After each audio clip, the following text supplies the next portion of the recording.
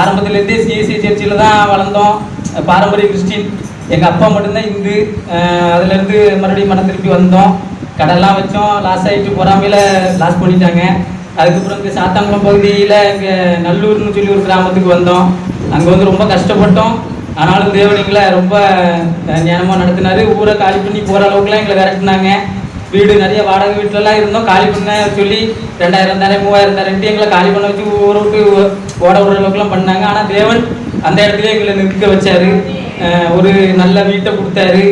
எங்கள் மனைவிக்கு ஃபிக்ஸ் வியாதி உண்டு. எங்கேயோ அலைஞ்சோம். காவேரி ஹாஸ்பிட்டலு நிறைய ஆஸ்பத்திரிக்கு போனோம். ஆனால் சுகம் கிடைக்கல. ஆனால் கடவுள்கிட்ட போனோம். 4 மோடியில் ஜெபம் பண்ண போனோம். அப்போது நல்ல ஒரு சுகத்தை ஆண்டவர் தந்தார்.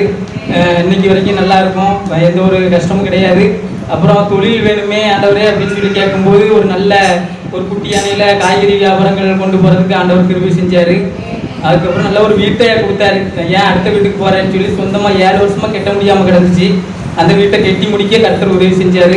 நிறைய அதிசயங்களை கர்த்தர் செஞ்சுருக்கிறாரு. இன்னும் நல்ல நான்